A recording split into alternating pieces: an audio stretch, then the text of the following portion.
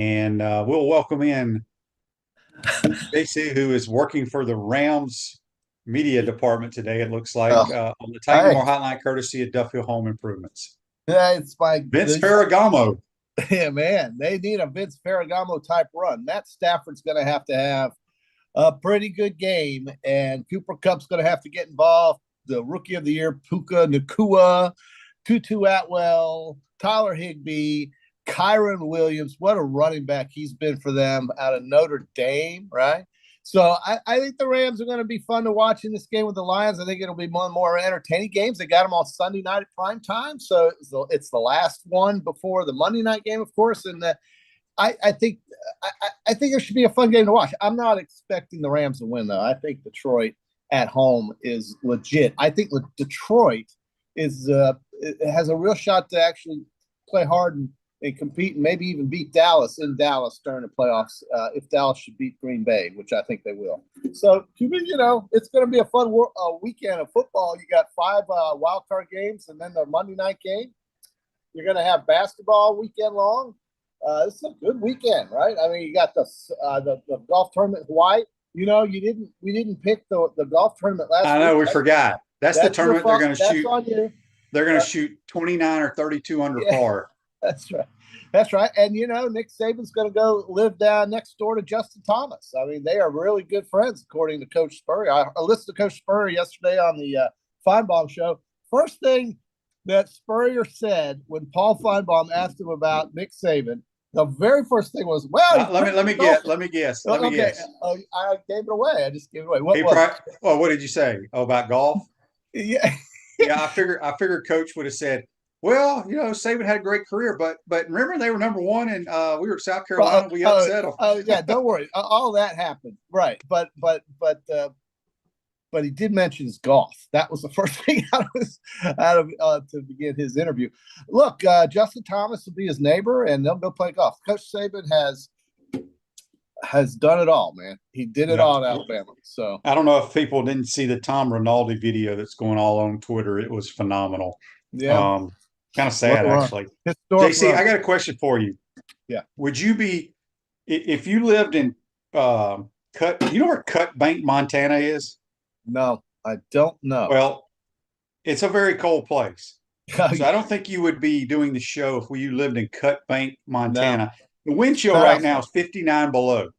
That's There's unhappy. a there's a Unhappy. place a little bit north of Alberta, Canada, where Yeah, it's 75 below zero right now with the wind chill. yeah, And it's polar supposed to be vortex. like 30 below when the Miami Dolphins play I didn't, uh I didn't hear 30 Saturday below. night. Nobody's going to function in those conditions. I don't know how they're going to play. I can tell you this: watching Hard Knocks here the last couple of nights, just to try to catch up with what the Dolphins went through in the last 6 weeks.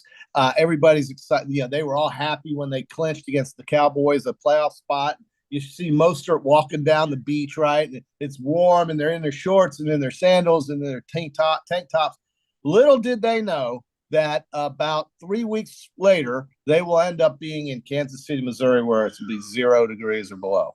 And I think that game on Peacock is going to be probably one of the more disinteresting games to watch. I think you're looking at a 19-10 game, and nobody's going to function in those conditions. So Kansas City will win, and they'll go to Buffalo because Buffalo's going to win as well. So they'll beat my Steelers.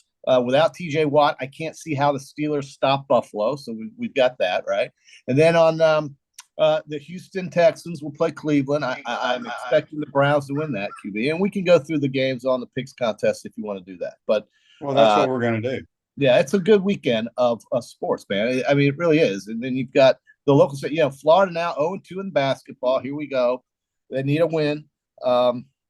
I watched some of that Ole Miss game. I know it was the other night, and I wasn't on yesterday.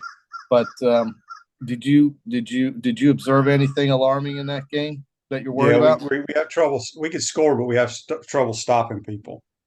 Well, It's kind of boy, like that sounds it familiar. kind of sounds like a football team. That sounds familiar. Yeah, Where have we heard that before, QB? I think you've mentioned that a couple times in your career here. So, yeah, yeah, yeah. The Gators host Arkansas Saturday. I don't know what time that game is. I should know that. Hopefully, it's a night game. So since most people who aren't going to be streaming that silly football game. Yeah. They can watch the Gators play basketball. They'll beat Arkansas. I think Arkansas is 0-2 as well. They're struggling Right. big time. They are struggling. Lose by 30 at home to Auburn is alarming, And this is troubling for Arkansas. They expected more, I think. Yeah, so I think it's a day game. I can't find it on my phone, but I'll anyway, find it. JC, we want a lot of people text the last couple of days, making sure you're okay. You're in a state of depression. It's okay. Yeah. But my biggest question to you is: Are there any concerns that Alabama is going to go back to how they were when you were in school? No. Or No. let's think about it for a second. The Mike Shula, the Mike DuBose, the Mike Price, the Dennis Francione, that run. Could Bama be going back to those days? No, not a chance. Remember, those runs were accompanied by probation. Back in the old days when you couldn't recruit as many kids and all this. And now it's just a free-for-all. I think there's going to be plenty of kids who want to play at Alabama. Since this happened, I think I've heard one wide receiver, basically decommit so far. Just one. They're going to hire somebody probably before the end of the weekend, I'm guessing. And I thought it would be the kid, the fella from Oregon. A lot of talk about him. That's obviously not going to happen. I don't know. I think if Lane was going to happen, it would have already. So I don't think that's going to happen. And now the word is, and I'm not crazy about the idea of Kalen DeBoer from Washington coming down and recruiting in the SEC, but he's a great football coach. I think he is. Well, he's a good football coach. Greatness comes with championships in my mind. Mike Norvell's name has been mentioned. Obviously, the rebuild he did at FSU, he's not going to have to do at Alabama. I don't think. And he's pretty active and was pretty successful in the transfer portal. But I don't know if the Alabama fan base is going to, jump up and down for Mike Norvell either, truthfully. So it's really going to be hard to predict, I think, what's going to happen. And Greg Byrne basically just said, listen, if you don't hear it from me, it's not true. So, right. But are you surprised that Dan Lanning told him no? A little bit. I am a little bit because, but a lot of good points have been made. Listen, he's got a good thing going at Oregon. The pressure is not going to be as great. And I think it's going to be easier to win a conference championship in the Big Ten, frankly. I do. I think it'll be easier for Oregon to play in the Big Ten than for him to come down here. Now, listen, I think Alabama gives them a basis and a foundation to compete immediately for SECs, obviously, right? And as far as Alabama fans are concerned, and this is the truth, sorry, Auburn fans, sorry, LSU fans, but the only real contender and the only real team that Alabama, I think, is really excited about in terms of who's going to compete for conference championships against them is Georgia. And I know Texas is going to be in there now and Oklahoma, but as far as Alabama fans go, it's just Georgia. And we've beaten them. But my question is, times, so everybody's just Alabama. Like, I'm a firm believer of this. You got to have those great coaches just don't fall out of trees. No, I think Alabama's going to go backwards. I really do. Well, listen, QB, who's going to replace? Nobody's going to be excited about somebody replacing Nick Saban. You don't replace Nick Saban, QB. It's just not going to happen. I mean, who wants to be the guy that follows that, right? We've heard this before. Nothing can compare. So there's not going to be anything you can say that's going to match or equal what we just saw. I mean, that run, QB, is never going to happen again in college football. I'm sorry. Well, it's not. Nobody's going to win 7 championships. I just don't see it. But maybe you're right. Maybe one guy might, one guy won't.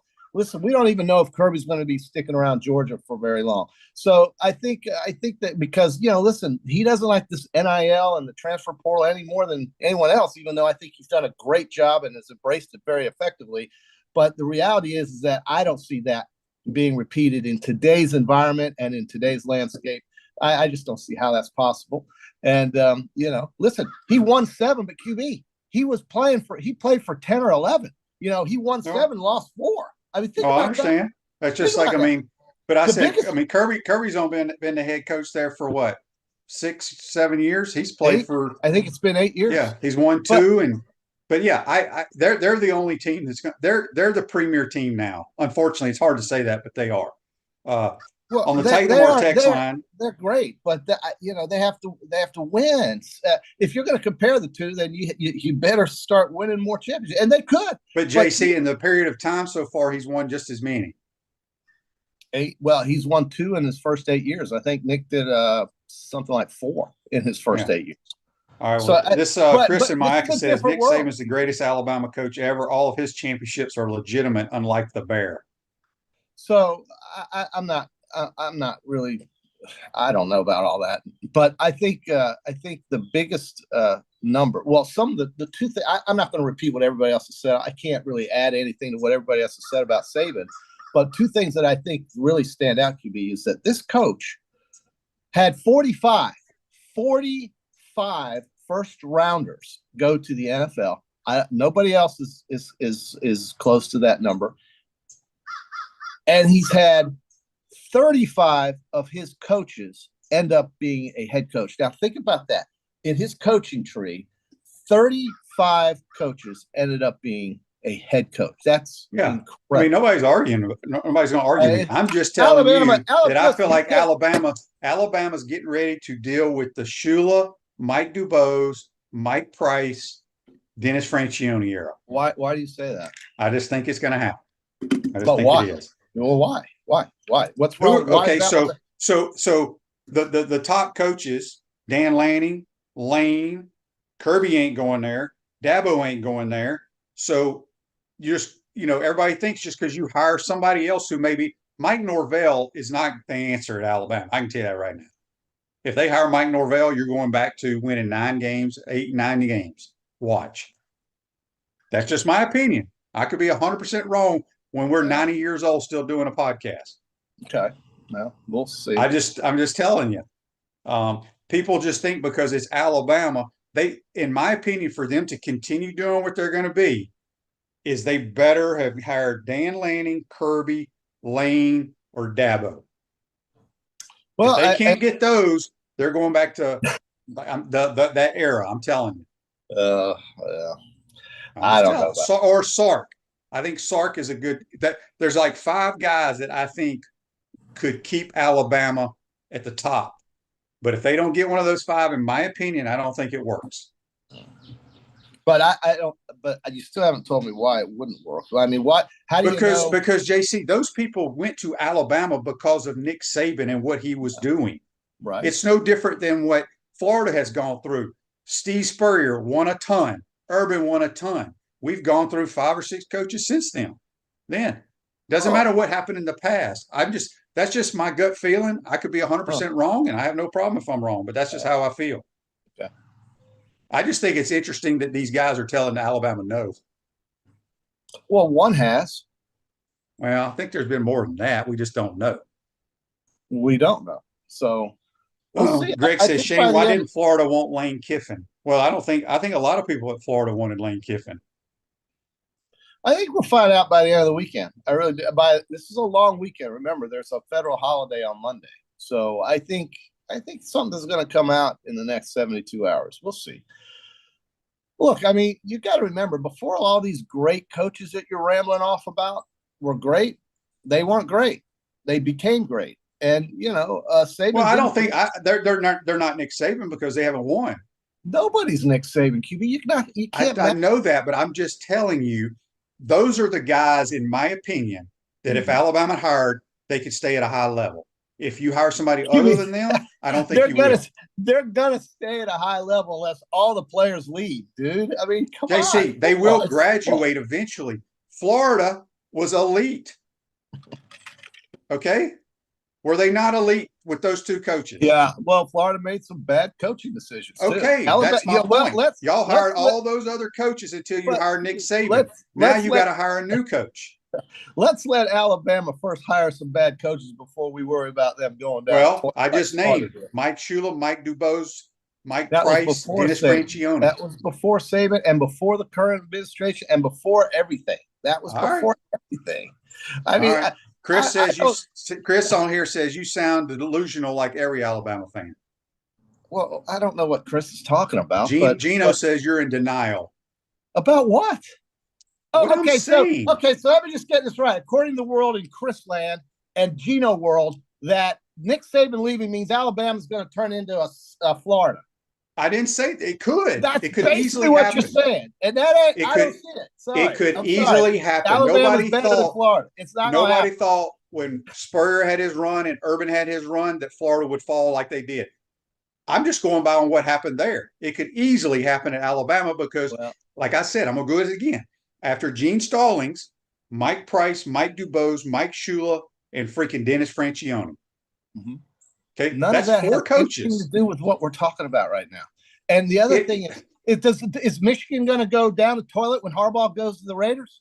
They were in the toilet after Lloyd Carr, and then they hired a bunch of people, Rich Rod and all these people, and then they got the guy back, Harbaugh. So yes, and for the first 7 years, Harbaugh didn't win a damn thing. He couldn't beat Ohio State. They almost let him go. So right, and so you're making my point. You're making my point. Well, listen, bro, you're trying to make comparisons that aren't there. I mean, they are there.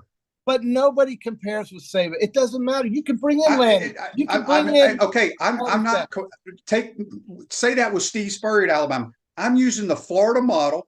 I'm using the Alabama model of what happened that are facts, JC. I'm just telling you. If you don't get the right guy in 3 years, you'll probably be trying to find another guy. Well, I mean, it's a big hire, no doubt, and I don't know if it's going to be the splashy hire that you want it to be or think it has to. I don't care who it is. I'm just telling you, in my opinion, if one of those guys is not the guy, I think they take a step back. Well, you're saying it has to be a splash hire, and I'm saying I'm not sure about that. That's all. And I don't know why that makes me delusional. I think it's pretty simple. They've got a lot of great players there, and they're not going to just go running out the door. I just don't know why you think that, but you do. So, all right. Chris here's on YouTube says, I agree with Shane. The dynasty will be over unless they get one or three of the four coaches. That's just my opinion. Okay, that's all right. We'll see. Root against them. That's what's been going on for the last 15 years anyway. JC, you get so defensive. Why? There's no. You really think Alabama's going to be a Florida or an 8-win team? You really think? But JC, let me ask you this: did you think that after Gene Stallings got let go, did you think they've just gone from winning a national title? Did you think they were going to go downhill? I'm just asking.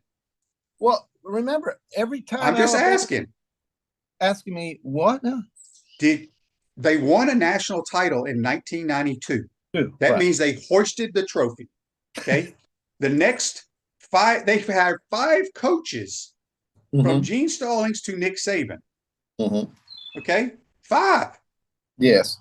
Okay, that's my point I'm trying to make. We don't know, but just because of what Saban has done does not mean it's going to continue. It's not.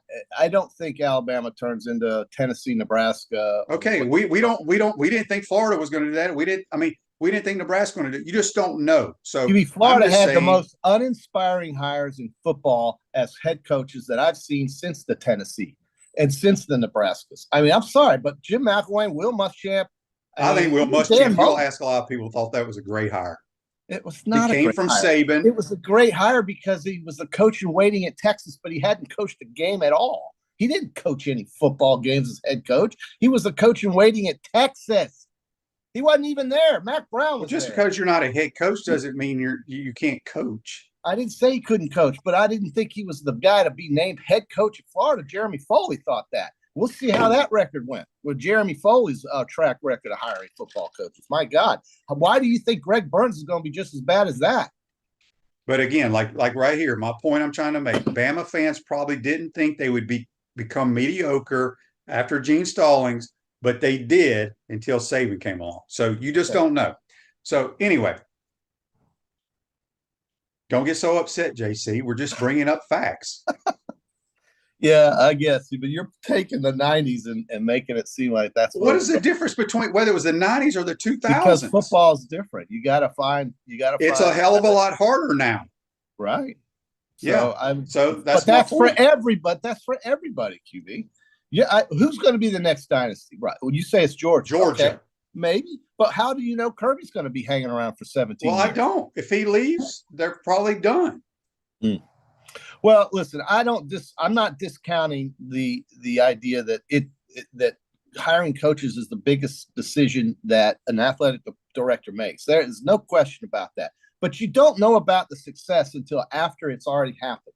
Well, 3 years, 3. Well, so you can't predict that if Alabama hires a guy that's not one of those 4, that they're just going to tank. I just don't believe that. I didn't say they're going to tank. I am 8 wins is tanking, QB. 8 wins is a tank. What are okay. You all right. So 8 wins. I firmly believe once they announce it, I will tell you how many games they're going to win. I don't think they'll win 8 or 9 games unless they hire one of those guys that I mentioned. That's just my opinion. And that's a tank. And you're predicting a tank unless they hire your top 4. I don't know. Well, like I said, y'all went through 5 coaches between a national championship in 92 and old boy in 07. Yeah. So anyway, Rue's overseeing a team of dedicated insurance professionals ready to help life go right with the right insurance options for you and your family. Visit ogreinsurance.com. Give them a call at 352-240-1779. Speaking with JC and his delusional Alabama fan base here on the Titanamo Hotline, courtesy of Duffield Home Improvements. We have Graham Hall. So delusional. I need medication, man. I'm so Rick says you need to watch your blood pressure, JC. I got lisinopril. Don't worry. 20 milligrams. It's fine. Someone says that even if the new Bama hire fails, that coach will have a huge buyout. If he fails, plenty of coaches willing to get that buyout. Well, yeah, I think coaching is a high stressful job, but it pays very well whether you win or lose. Let's remember when Dan Lanning got hired at Oregon, nobody was jumping through the ceiling saying this is the next fantastic hire. He just had a good year with Bo Nix, but that doesn't mean he's generational. It doesn't mean that at all. He could flop next year in the Big Ten QB. You don't know. So I mean, we'll see. North Florida Bear on YouTube, brought to you by Quality Plum, says, ask Notre Dame how important a good head coach is. Notre Dame is not in a conference. So I don't count Notre Dame about anything. And Notre Dame, Lou Holtz, I think, had a good one championship. I think he won 1. And should have played for another one, but they let Tony's already going through your schedule here. Okay. Hang on a second. He goes, USF loss, Vandy loss, UGA loss. It looks like y'all Wisconsin loss. Y'all gonna lose a lot of games next year. Okay. JC gets so mad. All right, JC. So Justin, happy that the emperor has decided to.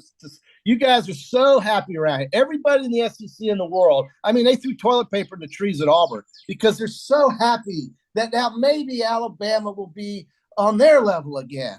I mean, I don't know why you think that, but you do. So I do think it. Justin says Bama has been attracting top-tier talent because Saban was there in his record on getting players to the NFL. Now that's over, and the talent will drop off too. Okay, sure.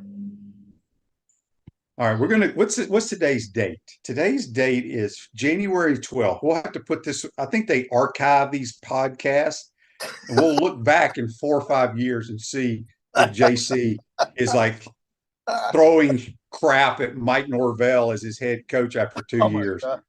No, I don't think Mike Norvell is a bad name. It doesn't overwhelm anybody. But listen, he's done a good job rebuilding Florida State. That is Why don't y'all get Mario Cristobal? Oh dear God, please! Now you guys are trying to make me go off the edge. I get it. That's fine. Make fun of the Alabama guy on the top podcast. That's great. Go ahead. All right, here real quick. This says, I will bet JC today that Bama will revert to an 8-win team within the next 4 years. How much you want to bet? Who is this? Let's see who this is. This is Chris from Mayaca. Whatever, Chris. Whatever you got, Chris. All you want, Chris. Yeah, and Kerry makes a good point on Facebook Live, brought to you by Mel Law. The Bama portal opens back up today for 30 days. We'll see how many guys leave. I mean, I think it's going to depend on who they bring in. It is. I mean, now, listen, I won't disagree with things if these players that they've gotten just decide to run. But I don't think that's going to be the case. It's more than just the coach, It's about it is more than the coach, QB. Coach is everything, but it's not all the things. And, some players get comfortable where they are, believe it or not. We always talk about the kids that are in the portal. What about the kids that are not in the portal? So there's getting ready to be some kids in the portal. I actually have a friend who has a kid on the team, and he's thinking he's going into the portal. Yeah, because that guy hasn't played in 3 years. So yeah, but he's graduated. He was going to stay there, but I'm just saying you're going to see some guys leave in the portal. That kid hasn't played in three. He hadn't played since he's gotten there. QB, please. But that doesn't mean but still. 1966 HBC beer is available at Spurs Gridiron Grill, Gator Games in the O-Dome, and select retail outlets. Crisco American Lager, 1966 HBC beer. All right, JC, let's do our Peachland Dental, Gator Nation's #1 choice for dentistry in Port Charlotte surrounding areas. Visit them at peachlanddental.com. Our NFL picks. Yeah, I mean, I am excited about this weekend in the league. This is a good playoff weekend. These games, this is the season for these teams. So we start with Cleveland at Houston. They're laying 2 points. Over-under is 44.5. No weather issues in Houston. I think the Texans, D'Amico Ryan, certainly one of the top candidates for coach of the rookie coach of the year, whatever that award is, and certainly C.J. Stroud for rookie of the year. I don't think there's any doubt he's going to win that. And the Browns, man, you got the old veteran off the couch, and he's dialing up plays for Amari Cooper and David Njoku. They played nasty defense with Myles Garrett. I like the Browns laying the 2. I think it's been a great year for Houston, but I think it comes to an end because I think Cleveland is going to be contending for the AFC. So I'll take Cleveland -2. I'm going to go with the Houston Texans at home. I like the way they're playing. I think C.J. Stroud makes more plays than Joe Flacco. Well, that's how it's going to happen for Houston. They are the 4 seed. Cleveland's the 5. And then on Saturday night on Peacock, that nobody's going to watch, the Dolphins somehow are getting 4.5. I think Mostert's going to be back. I think a couple of their guys are going to be back. Waddle perhaps, but I think everything's neutralized in those conditions. I don't care. And the Chiefs are laying 4.5. It's hard to bet against them. You're looking at, in my opinion, something like a 17-8 game or 7 game. And I think the Chiefs will win. I like the Chiefs too. Yeah, I just think it's too bad for the Dolphins. They had everything going 3 weeks ago. Yeah, but they didn't beat anybody worth a damn all year, right?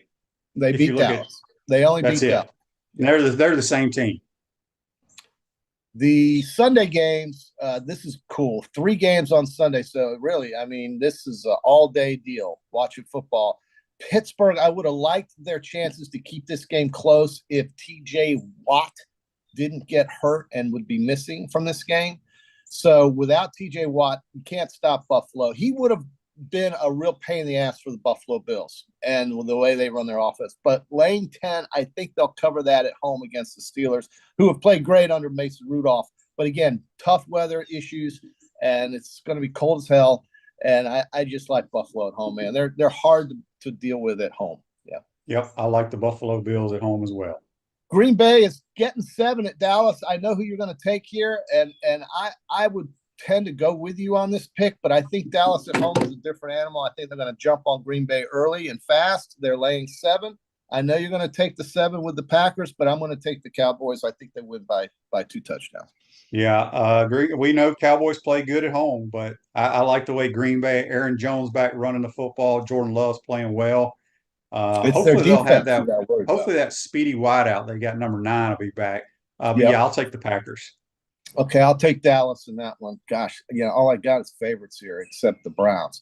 And then the horns. The horns. This right here. They're going to run all over the Lions. And actually, I think Detroit wins that game. I started off today with Detroit. They're only laying 3. It's hard for me to see the Rams actually winning in Ford Field. First game in Detroit in years and years and years during the playoffs. Those fans are going to be rabid. They're going to be foaming literally at the mouth. They're going to be bleeding out of their eyes and ears. It's going to be tough for the Rams. I think the Lions will win, but I'm rooting for my Rams. It's weird. I think Vegas thinks the Rams are going to win because the point spread's so low. It makes no sense. Makes zero sense. It's about Stafford. It's about Matt Stafford. It makes no sense at all. This should be like a 7-point spread. I'm going to take the Lions, but it would not. The line tells you that people think the Rams are going to win the game. Right. Well, again, they think Stafford can really have a day, and that's the only way. But I don't know. The Rams should have, if you had watched that game, beaten the Baltimore Ravens, flat out beaten them in Baltimore. So maybe the Rams have turned a corner I haven't seen. But I can't imagine them winning this game. And then on Monday night, we'll talk about that. I'll be in Mississippi on my way back on Martin Luther King Day. But you got the Bucks and the Eagles. preliminary pick is Tampa Bay for me, but I can change. Me too. Yeah. JC, before we get you out of here, yeah. Justin on YouTube, brought to you by Quad Plumbing, says y'all should all be ashamed of yourselves for bringing down JC like this. He's in the denial stage of grieving. Yeah, I love all the experts we have on Alabama football. Okay. Well, we got a lot of Dr. Phils on this show. We'll take good care of you, JC. I hear you. I hear you. You can't replace the guy. He's irreplaceable. Maybe Jim McElwain's your next head coach. Oh, please. Now you're really going over the edge for me here. I mean, what if nobody wants the job? Maybe they'll call you, QB.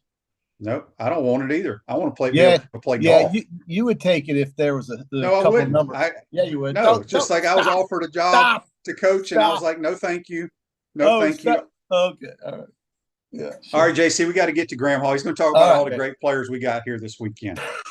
Okay, good luck. That's JC. Join us on the Tight Number Hotline. We're going to take a quick timeout. Come back. We'll be joined by Graham Hall for 24/7 Sports. You're watching and listening to PodUp with Matthews in the morning from the Crime Prevention Security System Studios. We want to take this moment to thank our sponsors who keep the show going and pay the bills. Our premium sponsors are Crime Prevention Security Systems, large enough to serve you, small enough to care. Titan MRI, Gainesville's only locally owned and operated MRI facility.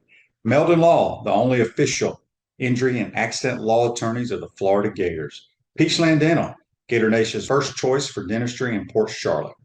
QC Kinetics, live pain-free with QC Kinetics. Campus USA, put some star power to work in your financial life with Campus USA Credit Union. Dave & Buster's, eat, drink, play, watch. Duffield Home Improvements for your window, siding, and roofing needs. Radware, your local provider of promotional products, uniforms, and apparel. Our gridiron sponsors are Auto ER, UF Bookstores, Silverback Concrete, Ruse Ogre State Farm Insurance, Radware, F45, Quality Plumbing. Our touchdown sponsors are Adams Ribs, Gator Dominoes, Celebrate Primary Care, Gator Bait Media, Okido America, Style Cuts, Ironwood Golf Course, Big Mills Cheesesteak, McDonald's of Gainesville, 84 Lumber, Dowling Signs, Baker's Sporting Goods, Silver Q Billiards and Sports Bar. If you're interested in promoting your business on the show, call Freddie at 352-284-3733. If you like what we're doing here, make sure to follow us and support the businesses that support us. Hi there, this is Coach Steve Spurrier, and I want to let you know that by popular demand, Spurrier's Gridiron Grill's delicious brunch is now served in a premium buffet. You have spoken, we have listened, and we're now serving Gainesville's only elevated buffet, complete with an omelet station, ginger sage chicken sausage, shredded short rib, and of course our chicken and waffles. Plus, you can enjoy bottomless mimosas and Bloody Marys.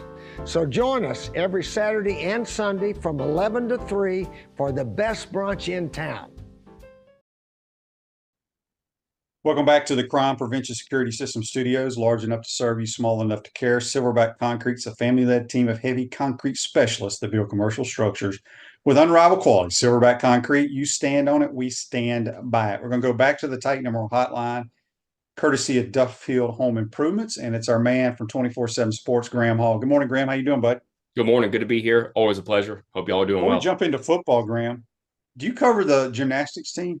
Man, I wish. I did for 6 years when I was at the Gainesville Sun, and maybe this was a dig at the men's basketball team and stuff like that, but I always said gymnastics is sold out every single weekend. I mean, they're even talking about ways that they can get more people in for those games, just knowing that they sell out so far in advance. I haven't gone to a gymnastics meet in a year and a half now, but I'm hoping to go to one this season because they're always such a good time. Yeah, I think they kick off the season tonight in the O'Connell Center to meet with George Washington, Fisk University, and Talladega College, which I think I read correctly, is Talladega College's first ever gymnastics meet in the history of their school. So that'd be pretty cool.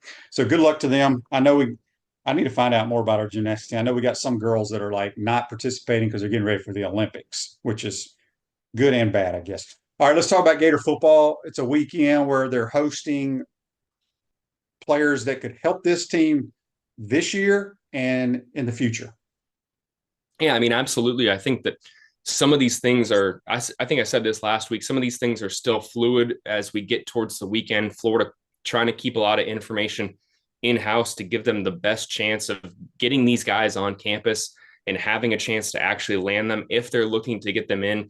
One name to absolutely watch out for right now is Air Force graduate transfer Caleb Grubbs. I mean, that is a guy who absolutely, I think I got that name right. Let me just make sure because I sound Caleb Relos. I'm sorry. Absolutely. Caleb Relos is a graduate transfer. He's a guy who could have entered the portal anytime being a graduate transfer. I know that can be a little bit confusing for some people because we think portal closes January 4th, but if they're a graduate transfer and Florida just getting to drop ad here right now, they could still get guys like that in.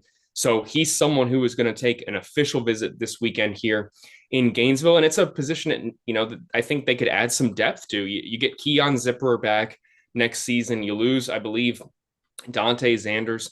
We'll end up seeing here for sure here when we get spring rolling. You have Arliss Boardingham coming back, Hayden Hanson, two guys that were your main guys toward the end of the year, but knowing how much Billy Napier likes to use two tight ends, I think that adding a experienced body there makes some sense. So look for Caleb to be on campus this weekend. But other than that, you know, this is a weekend kind of focused on the future of the Florida program. And I think that, you know, we talked about this. That's something you have to do far in advance. You have to already be on 2025 guys. And this is the time that you start really making some really promising progress with building relationships and evaluating the 2026 guys. And that's what's going to be done at this junior day. They have several quarterbacks that are going to be throwing on campus. You know, one of those is a Tampa guy. Absolutely. And Logan Rogers, he's got an offer from Florida. I think he's the only quarterback from the 2026 class right now that has been offered by the Gators. I think he's already 6'4", impressive size. He's going to be on campus this weekend for junior day. And then Florida's going to be also out on the road this weekend. You're going to see Will Rogers go out and evaluate several prospects. One of them is a name I think Florida fans are familiar with in DJ Pickett, you know, a guy that has been a name tossed around for a while. A lot of Power 5 programs have already looked at him, and Florida's still trying to get in there now with their new secondary coach there in Will Harris. So a weekend where a few spots will be few resources reserved towards going after current guys that they could add, but a lot of this is going to be focused on the future this weekend. I want to get back to Florida in just a second, but Joseph has a Facebook Live question here, and I must have missed this. He says, Shane, no comments on FSU's violations and punishment.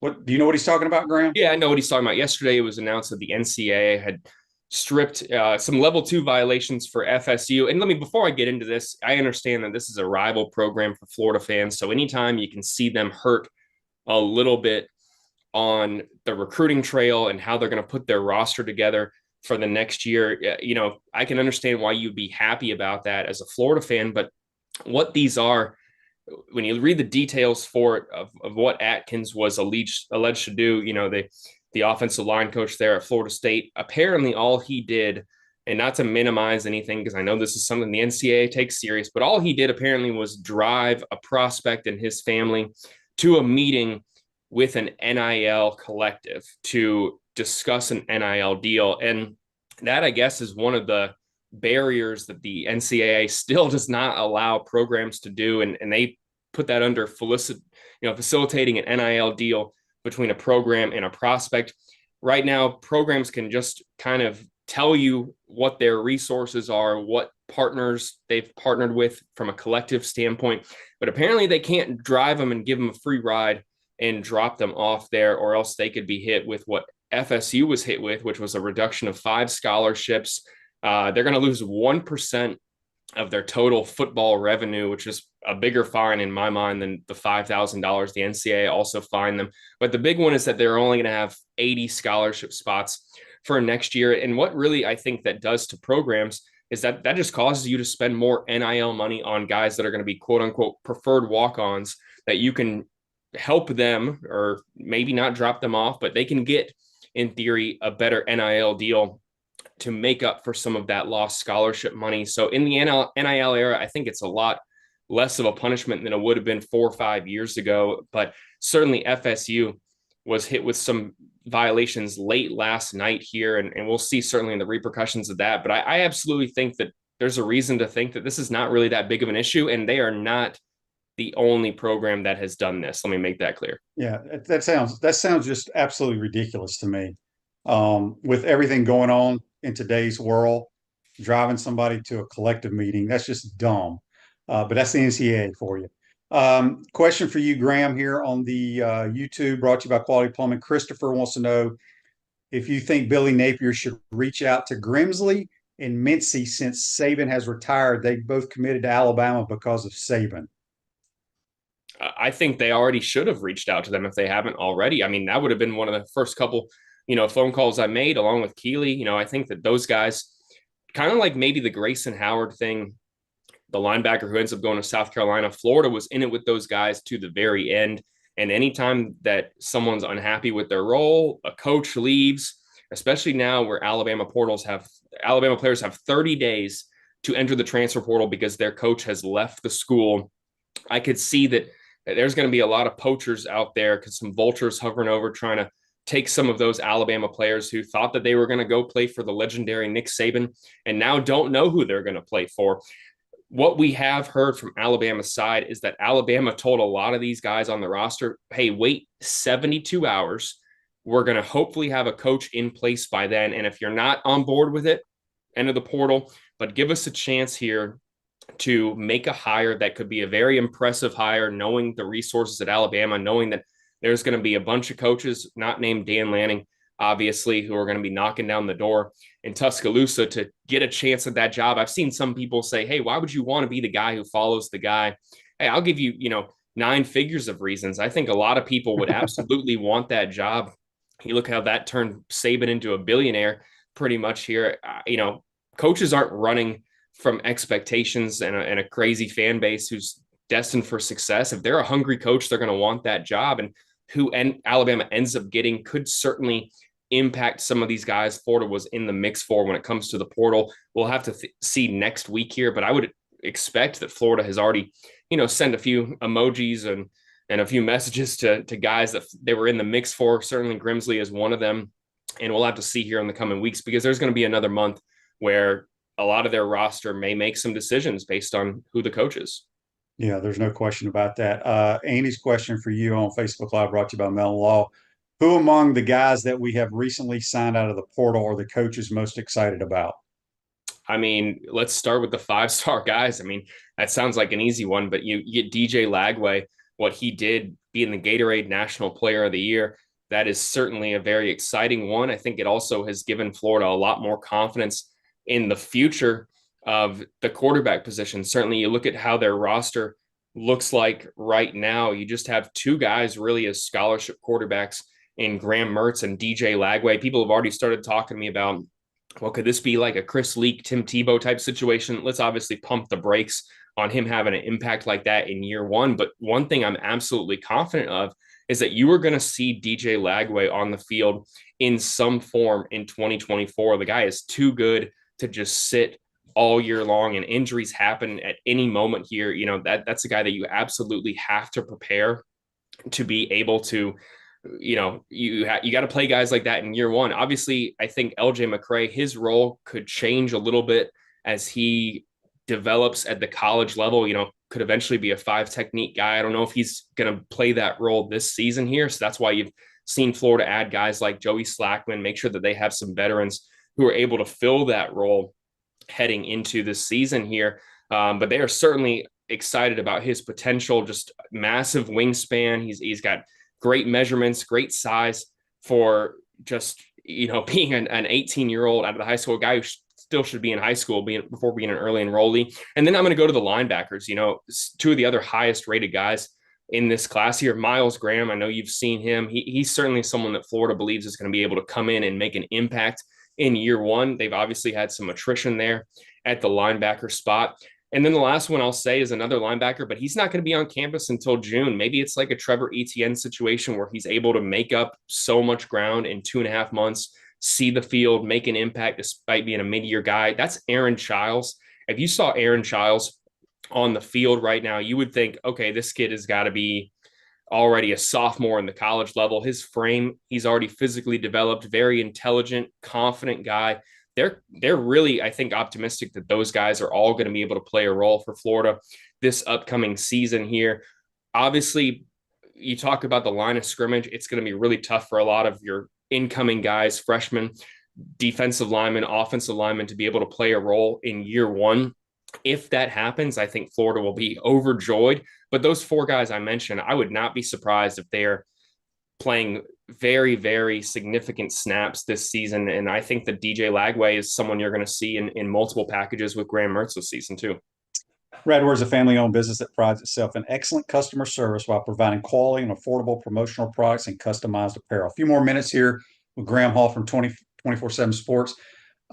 This question here is kind of interesting from Barone on YouTube, brought to you by Quality Plumbing. It says, say a player leaves Alabama on day 28 or 30 because they have a little more wiggle room in the portal because their coach left. How does that affect their academics? Because, say, like for Florida's example, our semester has already started. Yeah, it's certainly a good question. I think that you go back in recent years, first off, there are programs that have been able to get guys in by March, by February, and especially if they are someone who, of course, is a graduate transfer, or even someone who only has a couple credits remaining, they can get them on campus for spring camp, practicing with the team, especially if their coach left in January like this, and they'll be able to practice with the team throughout spring camp. Now, I don't know if they're going to be able to take classes until the summer arrives. That can be, depending on the date, a little bit more of a difficult thing to pull off. But even though drop add passes, and not to scoff at the academic process really, but even though drop add passes, football programs are able to get players into the program after that date. I know that you think hard deadline of drop add, but Florida can get guys in here. Now, whether they're able to enroll in classes for the entirety of the spring semester, whether their credits transfer over, that's a lot of the behind the scenes academic standards that Florida is asking the questions about right now. And that can certainly, I think, impact who you go after. But let's just make it clear, if they want someone and they want him to be here for spring camp, the program will make it happen. They're not going to take any of those guys that they don't think are going to be able to play by spring camp, and they'll figure out the academics as well. But it's certainly, as it gets later, as February arrives here, it can be a little bit more difficult for them to immediately come on over and hop right into classes. That doesn't happen as often as being able to get guys on campus who have played 3-4 years in college and then can be here for spring camp and then pick up the academic aspect when summer C arrives. Greg's question for you is, Graham, this late in the recruiting season transfer portal, how is there any money left over for big name players? I guess if a big name guy came in the portal, they'd find the money. But correct me if I'm wrong, Graham, the way I understand, most coaches have like a set amount for what position you play, and they really try to stick to that. So let's use running backs. We're only going to pay this running back on our team X amount of dollars. If another school offers more than that, the guy's probably going to leave and go there. But they can come up with the money if a big name guy's out there, don't you think? Yeah, let's also, make it clear, just so we're not accusing anyone of anything. These coaches don't know how much they have to spend on players. Well, right? That's true all too. NIL. That's they may have a rough ballpark estimate, and then maybe they have heard through the grapevine from someone, but they're not supposed to be involved in the coordination of that. But let me just break it down real simple here. When you lose players, especially 5 stars like Xavier Filsaime, you lose several players through to decommitments, you got to assume that they were more than likely going to receive a nice monetary NIL deal to come here. Florida, to my knowledge, has not really filled those needs necessarily, at least with a guy like Xavier, who may have been getting, like I said, a good lucrative NIL deal, and potentially that there's been some reorganization over the past 6 weeks when it comes to some of those funds here. I think that is absolutely a fair estimate. And to what I understand, you look at the portal guys that Florida has targeted, guys like, Joey Slackman, Brendan Crenshaw, Dixon. I would be surprised if what they would be offered from an NIL collective would be nearly close to what some of these 5 stars we've heard have been getting on the trail here. So I would assume that money from the collective standpoint isn't really an issue here, but you do get into this stretch and you're going to have to, I think, balance your financials and see what you have to offer. And this late in the cycle, there could be another team that didn't do as well on the recruiting trail, or they haven't added as many transfers and they're able to get those guys. That is certainly an aspect of portal recruiting this late in the process. And that's part of why I've seen people kind of criticize the quote unquote patient approach that this coaching staff has taken at times. That can really look good in hindsight when a guy like, Nick Saban retires out of the blue, or, maybe another coach ends up taking that job, whether it's, Kalen at Washington, or maybe Mike Norvell is the guy, or Steve Sarkisian. You'd talk about 3 programs right there that were in the top 10 last year. And maybe if one of their coaches leaves, you get another 30-day window where those players are available. You'd never want to be cash strapped as a collective when there could be a bunch more talent that enters the portal here. And so I would be surprised, I would be shocked if Florida didn't have a contingency plan and be able to go after some of these guys because they spent all their money from an NIL standpoint up to date. I don't think that is the case here. And that's why being patient can sometimes pay off, because some of these unexpected things happen in the second week of January.